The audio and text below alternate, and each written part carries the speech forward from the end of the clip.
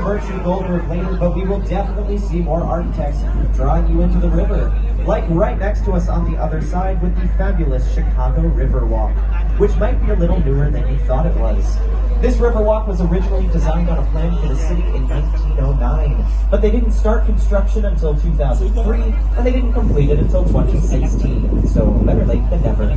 But it is better. People care more about this river than ever before. Now that there's a reason to come down here, people want to spend their time here. West Wacker. It is a neoclassical style building. Neoclassical means it's combining neo or new materials like glass and granite with classical styles like Greek and Roman. Because if you look up there, it looks like the Parthenon is sitting on top of the building. This is my favorite building on the river. I don't know why, I just like it. But a few buildings over, that tan building that looks like three buildings squished together, that is called the LaSalle Wacker Building. It's a much more American form of architecture known as Art Deco. Art Deco was popularized in the roaring 1920s, and you can identify it from those inset windows, those vertical lines creating a pinstripe suit, and the machine-made precision. It's built for the age of optimism here in America. Right next to it, though, that shorter, wider building, that's called the Builders Building, because architects are bad at naming things. But the cool thing about it is that the larger left portion was built in 1927, and the smaller right portion was built just a few years later in 1986. Almost 60 years apart. But it still looks like one cohesive building because the architects of the newer side used modern materials but referenced that original structure. Machine-made precision and even metallic features around the top. Built for the age of optimism. America had money to spend, so we were building bigger and better reward. And now as we go under the Franklin Street Bridge right here, you're going to be treated to 360-degree views of here unadulterated Chicago architecture. So welcome to Wolf Point, the birthplace of Chicago. This is where all the branches of the river come together. It's where the city first got its start. So most of these buildings popped up within the last 6 years. Like this one right next to us, Wolf Point East. There's nothing important about that building, architecturally or historically, but my friend Salim lives there. Currently right in front of you is River Point, the Hot Pocket or McDonald's Pie Box or deodorant-shaped building. Everybody sees something different, call it whatever you want, everybody does, but that is still contextualism. It's got that curve in it to mimic the curve in the river.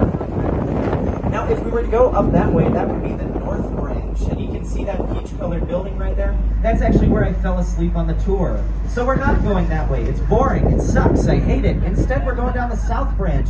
It's much better. But while we're here in Wolf Point, let's take a look at this Y-shaped building right here, 150 North Riverside. I lied. Before I talked about that, there's the L going over Chicago Bridge, a very classic Chicago photo. If you miss it, there's going to be a lot more chances to see it on the way back. It's called the L because it stands for elevated train. Most of the trains here in Chicago are elevated, they're all above ground.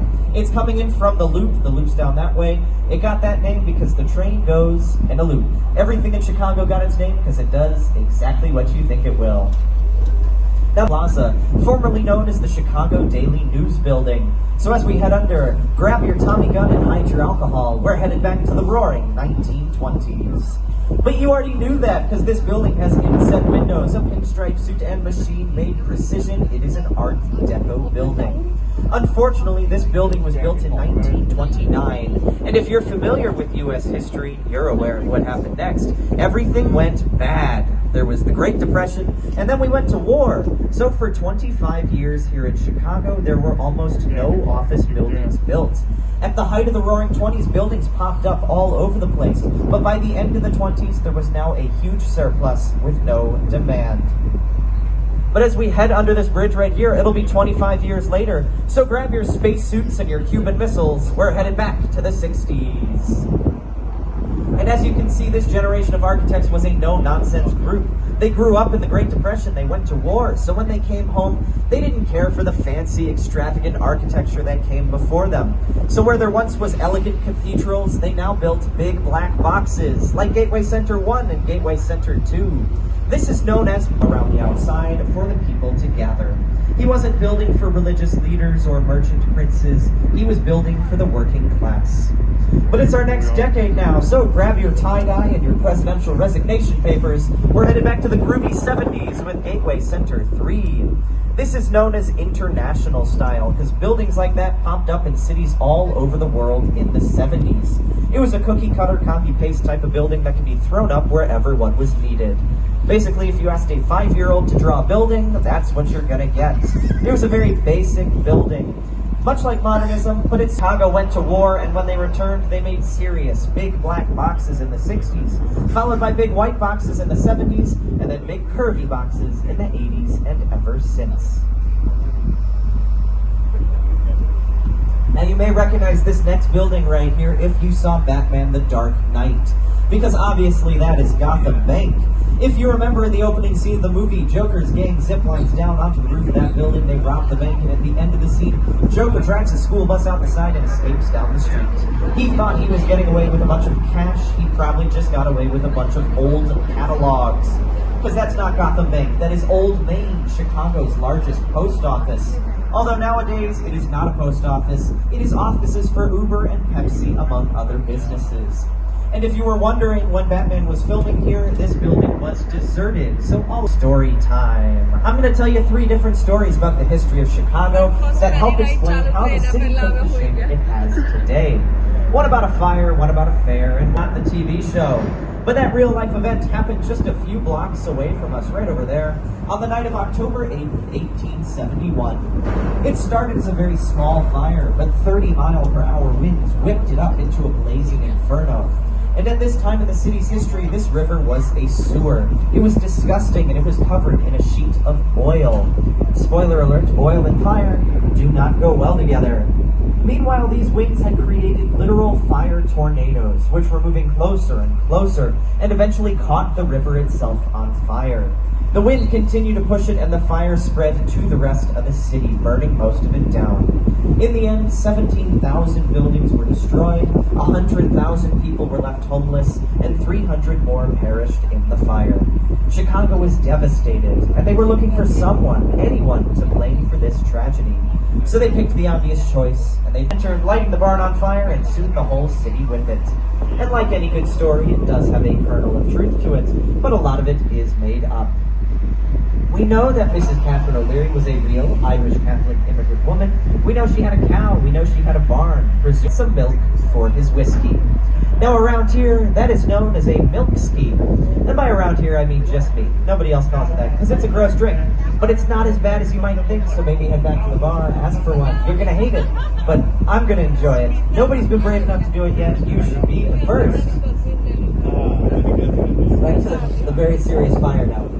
Which was the biggest tragedy in Chicago's history. But Chicago's a city of redemption. It's a city of second chances. And this fire was the best chance Chicago ever got.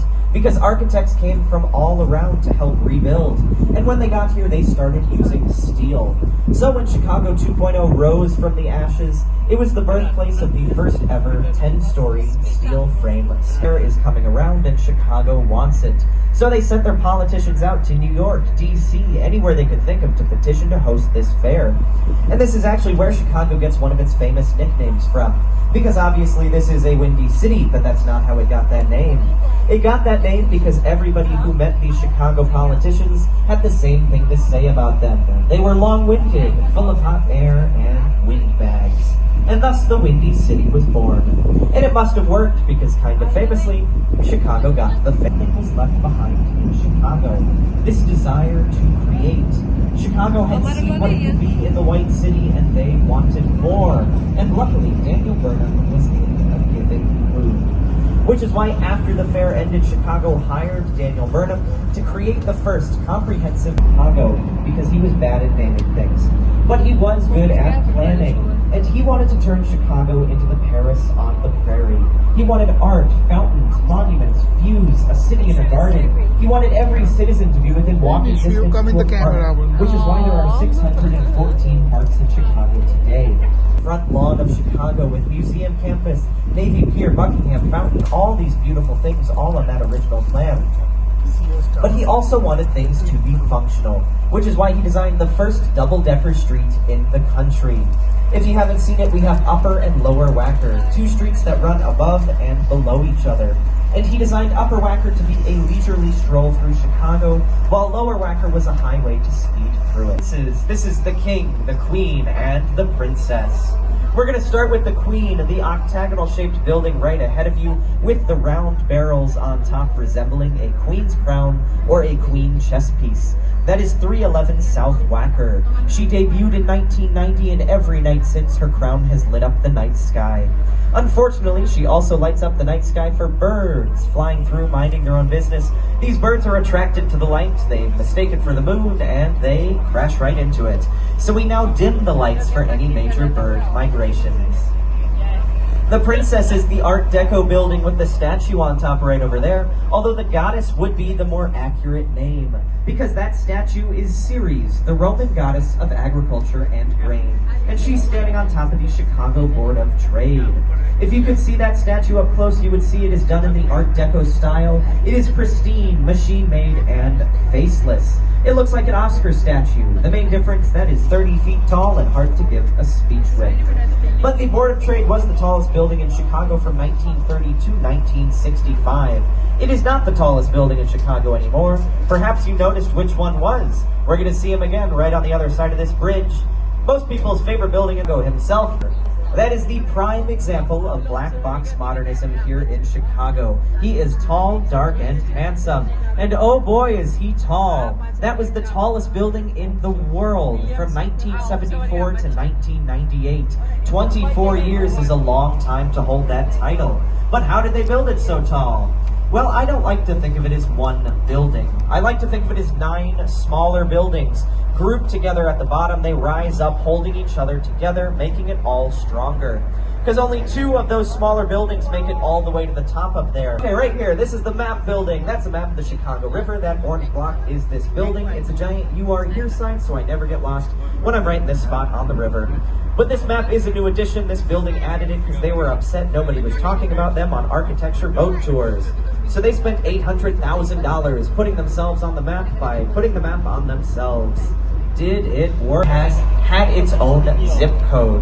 Takes up 2 whole city blocks. It's a very big building. It's not the largest in the world anymore, not even in the top 10. The current largest building in the world is the New Century Global Center in China, which is 4.5 times the size of Merchandise Mart. For reference, I get lost in there regularly. I would never ever be found again in the New Century Global Metrical. In 1909, as part of the Burnham Plan, LaSalle Street right here had to be widened, so they just chopped off part of this building. So as we head under, it'll be easier to see head on, but there are 5 bays of windows on the left. The clock tower is the middle, and there are 6 bays of windows on the right. Duffield has had its own zip code. Takes up 2 whole city blocks. It's a very big building. It's not the largest in the world anymore, not even in the top 10. The current largest building in the world is the New Century Global Center in China, which is 4.5 times the size of Merchandise Mart. For reference, I get lost in there regularly. I would never ever be found again in the New Century Global Metrical. In 1909, as part of the Burnham Plan, LaSalle Street right here had to be widened, so they just chopped off part of this building. So as we head under, it'll be easier to see head on, but there are 5 bays of windows on the left. The clock tower is the middle, and there are 6 bays of windows on the right. Duffield to tell you at the end of the tour. But right now I gotta tell you about 55 West Wacker. This very short building right over there.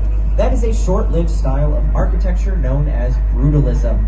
It came about in the 1960s at the height of the Cold War with lots of social. That is the Jewelers Building.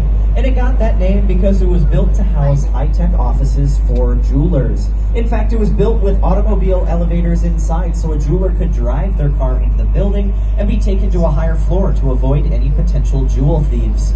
Although everybody's favorite part is usually the largest round dome at the top. That used to be home to the Stratosphere Lounge. That was a high-end restaurant in the roaring 1920s. And it was rumored to be a speakeasy visited by Al Capone. That is just a rumor. This was the winning entry with its grand Gothic features and those flying buttresses, those decorative bridges at the top. And to prove this was the most beautiful, they took stones from other beautiful buildings and put them into the walls of this one. So if you walk around the outside along the bottom, you will see stones from other famous buildings.